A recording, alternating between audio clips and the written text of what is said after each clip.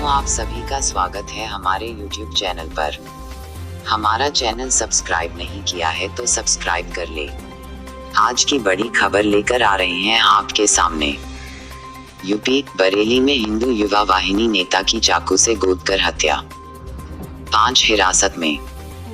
बरेली जिले में बुधवार रात हॉस्पिटल मालिक और हिंदू युवा वाहिनी नेता की चाकू से गोदकर हत्या कर दी गई।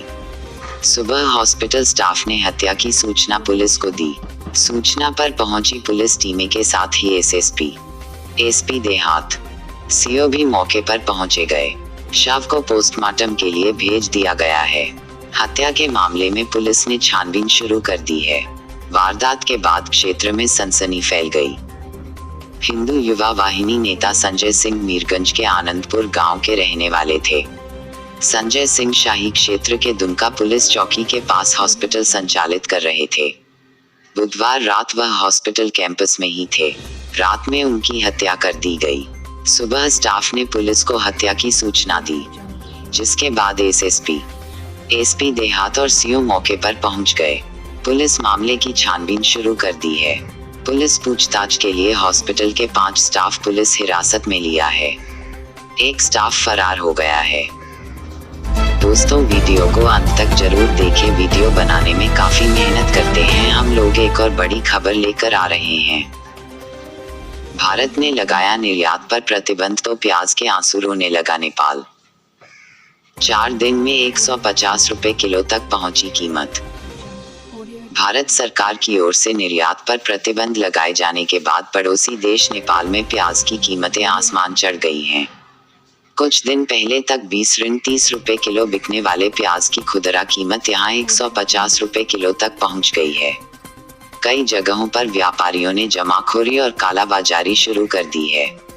ऐसे में आने वाले दिनों में इसकी कीमत और अधिक बढ़ सकती है। भारत दक्षिण एशिया में प्याज का सबसे बड़ा उत्पादक है। नेपाल, बांग्लादेश, श्रीलंका और मलेशिया भारतीय प्याज पर निर्भर हैं।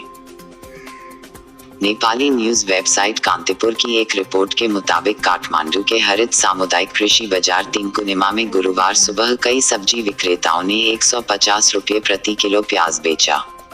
दुकानदार थोक बाजारों में इसे 70 रुपये किलो खरीद रहे हैं और खुदरा कीमत 120 से 150 रुपये किलो तक है। और अगली बड़ी खबर लेकर आ रहे हैं आपके सामने, बने रहें हमारे साथ। दिल्ली, नाबालिग के साथ शीजा के सामने गैंगरेप, तीनों आरोपी गिरफ्तार। उत्तर पूर्वी दिल्ली में रिश्तेदार के यहां से अपने घर लौट रही एक 17 वर्षीय लड़की का जीजा के सामने 3 युवकों ने गैंगरेप किया।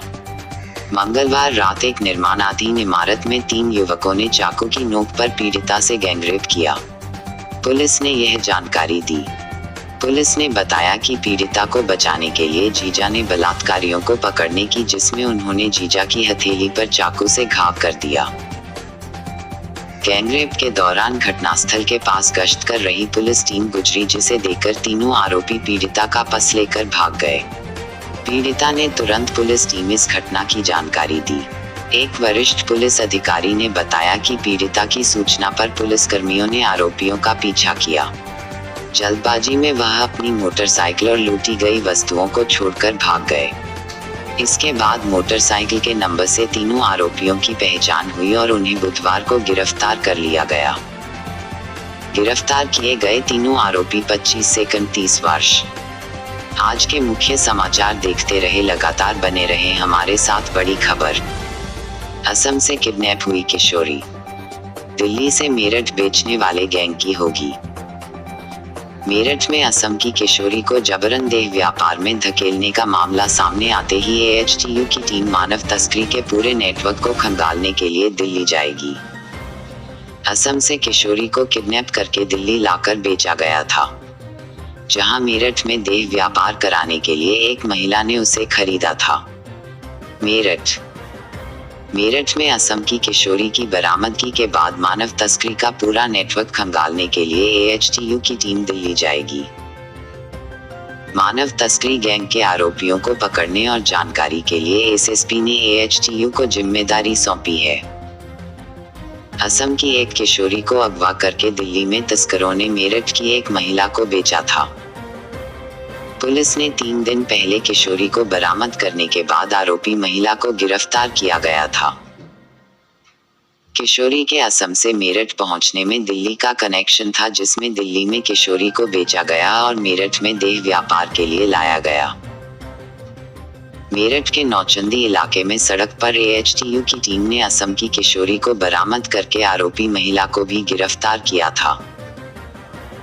किशोरी को कुछ दिन पहले दिल्ली में पूनम नाम की महिला के पास बेचा गया था। इसके बाद उसे मेरठ की एक महिला ने देह व्यापार कराने के और दोस्तों से बड़ी खबर निकल गया रही है। आपके सामने बने रहे हमारे साथ। देश को दिलाया भरोसा, चीन को कोसा। 10 पॉइंट्स में जाने राजनाथ ने राज्यसभा में चीन मुद्दे पर क्या क्या कहा।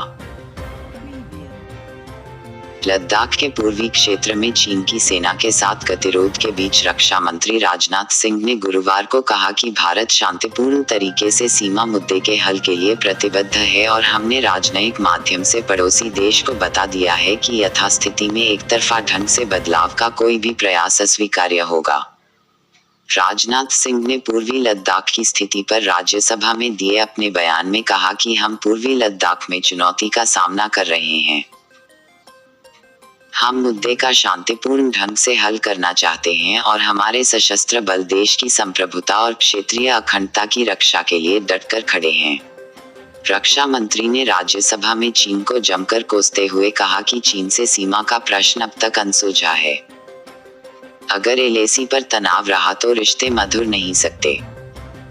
चीन लद्दाख में भारत की लगभग 38,000 स्क्वायर किलोमीटर जमीन का अनधिकृत कब्जा किए हुए है। इसके अलावा 1963 में एक तथाकथित बाउंड्री एग्रीमेंट के तहत पाकिस्तान ने POK की 5,180 स्क्वायर किलोमीटर भारतीय जमीन अवैध रूप से चीन को सौंप दी है। सदन इस बात से अवगत है कि भारत और चीन सीमा का प्रश्न अभी तक अनसुलझा है। भारत और चीन की बाउंड्री का कस्टमरी और ट्रेडिशनल अलाइनमेंट चीन नहीं मानता है। यह सीमा रेखा अच्छे से स्थापित भौगोलिक सिद्धांतों पर बड़ी खबर लेकर आ रहे आपके सामने। देखते हैं लगातार। कंगना रनौत ने एक वीडियो ट्वीट करते हुए कहा, माननीय प्रधानमंत्री जी, आपको जन्म दिवस की बहुत बहुत बधाई। मुझे आपसे कभी बात करने का मौका नहीं मिला। नई दिल्ली। प्रधानमंत्री नरेंद्र मोदी आज अपना 70वां जन्मदिन मना रहे हैं। उनका जन्म गुजरात के मेहसाना जिले के वडनगर में हीराबेन और दामोदर दास मोदी के घर हुआ था। नरेंद्र मोदी ने बचपन से ही संघर्ष किया। ये उनके संघर्षों का ही परिणाम ही है कि आज वे दुनिया भर में एक प्रभावशाली नेता के तौर पर जाने जाते हैं। उन्होंने भारत का वर्चस्व पूरे विश्व में स्थापित किया है। वहीं इस मौके पर बॉलीवुड एक्ट्रेस कंगना रनौत ने एक वीडियो के जरिए PM मोदी को जन्मदिन की शुभकामनाएं दी हैं। दोस्तों, बने रहे हमारे साथ। वीडियो को अंत तक जरूर देखिए। बड़ी खबर के साथ। जम्मू कश्मीर श्रीनगर मुठभेड़ में सुरक्षा बलों ने 3 आतंकी को मार गिराया, 2 जवान भी घायल। जम्मू कश्मीर के श्रीनगर में गुरुवार को आतंकियों और सुरक्षा बलों के बीच मुठभेड़ हो गई। गुरुवार तड़के श्रीनगर के बाटामालू इलाके में एनकाउंटर के दौरान सुरक्षा बलों ने 3 आतंकवादियों को मार गिराया। हालांकि इस दौरान 2 जवान घायल हो गए और एक महिला की मौत हो गई। पुलिस और CRPF के जवान मोर्चे पर हैं। फिलहाल आतंकियों की पहचान नहीं हो पाई है कि वे किस आतंकी संगठन से जुड़े थे। समाचार एजेंसी PTI के मुताबिक अधिकारियों ने कहा कि बाटामालू के फिरदौशाबाद इलाके में आतंकियों के छिपे होने की सूचना पर सुरक्षा बलों ने रात करीब 2:30 बजे सर्च ऑपरेशन चलाया। आतंकवादियों ने सुरक्षा बलों पर गोलीबारी की, जिसके बाद तलाश अभियान मुठभेड़ में तब्दील हो गया। इसके बाद आतंकियों ने सुरक्षा बलों पर गोलीबारी शुरू कर दी, जिसके जवाब में भारतीय सेना ने भी गोलीबारी की। इसी बड़ी खबर के साथ आज के मुख्य समाचार ही समाप्त करते। एक और बड़ी खबर। बिहार, यूपी और झारखंड सहित देश के कई हिस्सों में बारिश की संभावना। मौसम विभाग ने जारी किया अलर्ट। बंगाल के उत्तर पश्चिम की खाड़ी में एक कम दबाव का क्षेत्र बनने की संभावना है। भारत मौसम विज्ञान विभाग (IMD) ने कहा है कि ओडिशा, तटीय और दक्षिणी आंतरिक कर्नाटक, केरल और अंडमान और निकोबार क्षेत्र में 19 और 20 सितंबर को व्यापक रूप से मूसलाधार बारिश होने की संभावना है। राजस्थान के गंगानगर से लेकर बंगाल की खाड़ी तक हवा का निम्न दबाव बने रहने की संभावना जताई गई है। मॉनसून ट्रफ का पश्चिमी छोर अगले 5 दिनों के दौरान हिमालय की तलहटी के करीब रहने की संभावना है और पूर्वी छोर 19 सितंबर से दक्षिण की ओर जाने की संभावना है।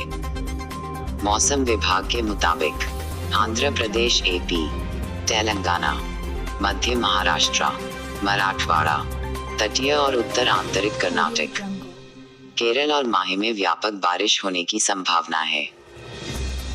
आज का कार्यक्रम यहीं समाप्त होता है और अगले दिन मिलते हैं बड़ी खबरों के साथ। हमारे चैनल को सब्सक्राइब नहीं किया तो सब्सक्राइब करें और शेयर करें और लाइक करें।